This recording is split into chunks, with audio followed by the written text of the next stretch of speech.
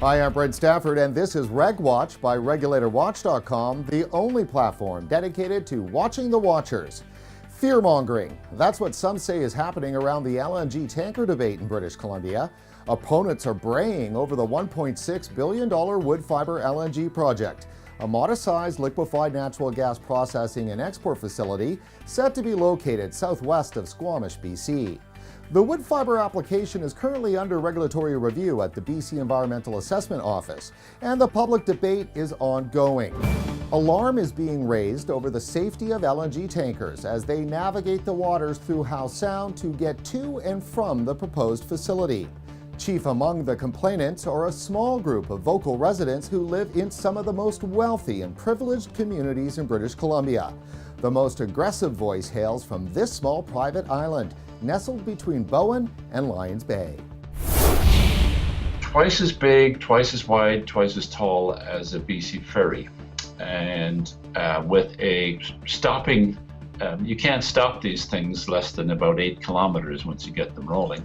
Meet Dr. Eoin Finn. He's been leading a coordinated information war against Woodfibre LNG, but his critics say it's misinformation, and he's pushing opinion passed off as fact. This tanker, each of them, and there'll be about 40 of them a year going up and down the Sound, each carry enough thermal power to equate to about 70 Hiroshima-sized atom bombs. It's jaw-dropping statements like these that have prompted RegulatorWatch.com to examine Dr. Finn's statements. Equating the potential hazards of LNG tankers with atomic bombs is preposterous. This reporter has spent the last 2 years researching and writing about LNG, and based on a comprehensive review of the facts, it appears many of Dr. Finn's statements are misleading and potentially calculated to deliberately arouse public fear and alarm. A release of about 60,000 tons from one of these tankers of LNG would form a low cloud which the wind would blow in the direction of some fairly populated centers like West Vancouver, Bowen Island, and the island that I live on, and would, if ignited, and anything will ignite it, wipe out most of the population within several kilometers of a major spill. Dr. Finn has made statements like these in dozens of presentations to community groups and local governments, influencing votes to ban LNG tankers. This is his presentation to the Bowen Island Municipal Council this past February. He paints a dire picture. This slide is central to Dr. Finn's argument. It refers to the potential hazard of an LNG spill over water. The alarming headline warns that a spill would be lethal to a nearby population.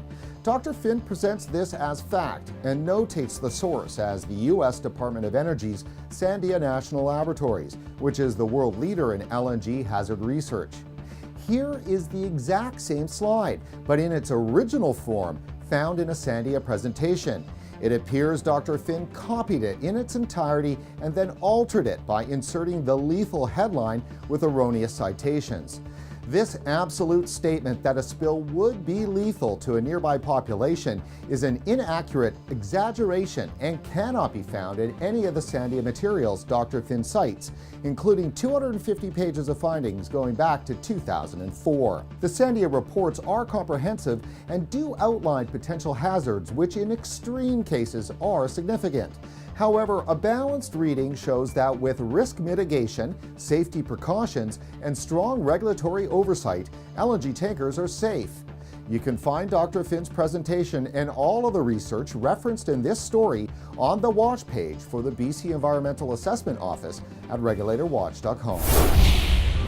Joining us today to help unpack some of the misinformation around LNG tankers is Captain Stephen Brown, President of the Chamber of Shipping of British Columbia. Stephen, welcome. Your trade association represents the players across the length and breadth of the marine industry here in BC, correct? Yes, we do.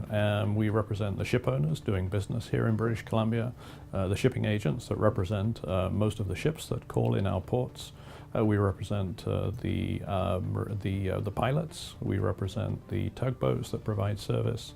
We represent maritime lawyers, classification societies. But last but certainly not least, we represent most of the major ports here in British Columbia. So when it comes to marine safety, you're at the heart of it. Well, we would like to think so. We're very well connected into the international organizations from where a lot of Canadian legislation is derived. And we work very, very closely with those government departments in Canada that have the responsibility for implementation of those regulations. Captain Brown, you recently penned a column in the province newspaper stating that some LNG critics are fear-mongering. Can you explain that? There is an awful lot of fear-mongering, and that is to say misinformation out in the public sphere with respect to the transportation of LNG. Unfortunately, so much of what the general public is listening to and subjected to is opinion. And all we're trying to do basically is share with people what are the facts. And we would really like people to make up their minds based on objective facts rather than people's opinions. So when you say opinions, are we talking about opinion being passed off as fact? Unfortunately, that is the case. So much opinion is being promulgated as facts. Now, the people that are promulgating, they know that this is a personal opinion, but it's being shaped as facts. And unfortunately, it's very misleading. Is Dr. Finn at the epicenter? No disrespect to Mr. Finn, he's entitled to his opinions, but I don't think he is entitled to share those opinions as facts. And unfortunately, that's what's happening. Much of what Mr. Finn is stating in the public domain is incorrect. These are facts that, that we believe Mr. Finn has researched and inaccurately translated, understood, and is pushing them out into the public sphere in a way that tries to make them sound credible. It seems that most of the concerns are based on extreme what-if scenarios. Well, I think you have to look at the record of the industry.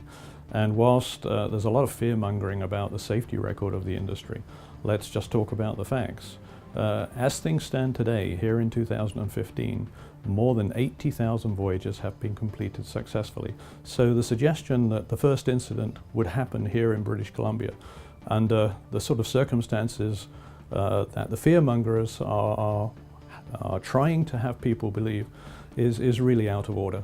In your mind, Stephen, what is the biggest misrepresentation that's been made? It has been suggested that these vessels are floating time bombs.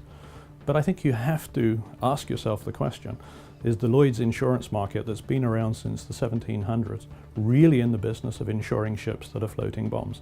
The answer is absolutely no. So let's deal with the facts. Let's come back to basics and let's stop all the fear-mongering based on opinion, and let's look at the actual unblemished safety record of the LNG industry. Well, there's a lot more to this story to unpack, so stay tuned for another edition of RegWatch, where we'll dive deeper into the misinformation and motivations behind opposition to LNG tankers in BC. And that's it for this edition of RegWatch. Before you head off, please like us on Facebook and don't forget to follow us on Twitter. For RegulatorWatch.com, I'm Brent Stafford.